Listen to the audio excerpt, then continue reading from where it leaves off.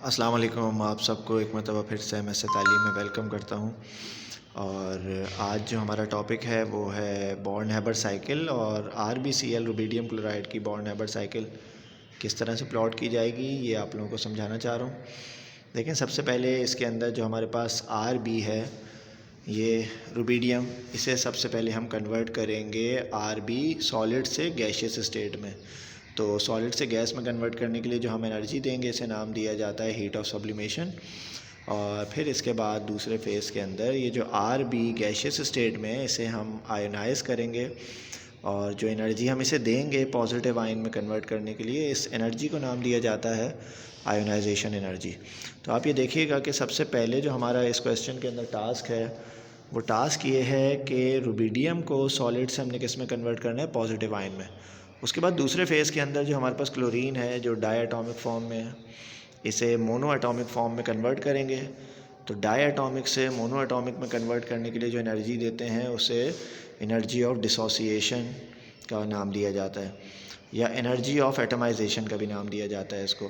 तो ये कन्वर्ट हो जाएगा मॉलिक्यूल से क्लोरीन के एटम के अंदर, और फिर हम इस क्लोरीन के गैशियस एटम को आयन में कन्वर्ट करेंगे। तो आयन में कन्वर्ट करने के लिए जो हम इलेक्ट्रॉन ऐड होता है किसी भी न्यूट्रल एटम में, तो उसमें एक एनर्जी में चेंज आता है। इस एनर्जी को नाम दिया जाता है इलेक्ट्रॉन एफिनिटी, डेल्टा HeA से इसको रिप्रेजेंट किया जाता है। तो यहाँ पे आप देखें कि Rb सबसे पहले सॉलिड से गैस में कन्वर्ट हुआ, फिर गैस से आयन में कन्वर्ट हुआ, और फिर Cl2 जो है वो Cl एटम में कन्वर्ट हुआ, और फिर गैशियस से वो आयनिक स्टेट के अंदर कन्वर्ट हो गया। तो फर्स्ट इक्वेशन में यहाँ पे RbCl के साथ रिएक्शन किया और RbCl की फॉर्मेशन हो गई, और ये पूरा हमारे पास साइकिल बन गया। लास्ट में हमने ये शो करवाया है कि Rb पॉजिटिव और Cl नेगेटिव जब आपस में कंबाइन होगा, ये भी क्या बना देगा, ये बना देगा RbCl। तो ये पूरा साइकिल हम लोगों ने ड्रॉ कर दिया। इससे जुड़ी हुई कुछ इक्वेशंस, कुछ एक फार्मूला जो आप लोगों ने याद रखना है। हम जानते हैं कि हीट ऑफ फॉर्मेशन बराबर है sublimation plus ionisation energy plus heat of dissociation, electron affinity plus lattice energy. अच्छा, अब यहाँ पे आप सोच रहे होंगे कि यहाँ पे हाफ क्यों इसके अंदर जुड़ा हुआ है, क्योंकि जब आप यहाँ पे ये देखें, डिसोसिएशन में क्लोरीन के 2 एटम्स हैं, जबकि हम इक्वेशन को जब बैलेंस करते हैं तो उसमें हमारे पास एक Cl होना चाहिए। लिहाजा यहाँ पे हम इसमें क्या लगाते हैं, 1/2 लगा देते हैं।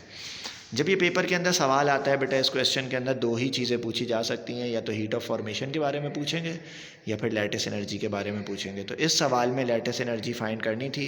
लैटिस एनर्जी बेटा हमारे पास ये है, डेल्टा HLE। बाकी तमाम चीज़ें सवाल में आपको दी हुई होंगी। अगर आपको हीट ऑफ फॉर्मेशन भी दी हुई है, हीट ऑफ सब्लिमेशन भी, हीट ऑफ आयोनाइजेशन भी, हीट ऑफ डिसोसिएशन भी, और इलेक्ट्रॉन एफिनिटी के बारे में भी आपको बताया हुआ है, तो डेफिनेटली लैटिस एनर्जी फाइंड करनी होगी। या इस सवाल को एक अंदाज में और पूछा जा सकता है, वो आपसे ये पूछते हैं कि आपको लैटिस एनर्जी भी दी हुई है, बाकी तमाम एनर्जीज़ दी हुई हैं, सिर्फ़ और सिर्फ हीट ऑफ फॉर्मेशन फाइंड करनी है। तो उसके अंदर आपको सारी चीज़ें दी हुई होंगी, हीट ऑफ फॉर्मेशन अननोन होगा।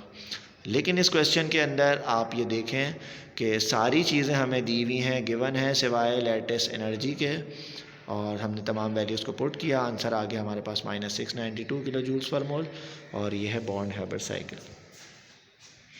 ठीक है बेटा, उम्मीद है कि ये आप लोगों को इसमें से कुछ बातें समझ आ गई होंगी।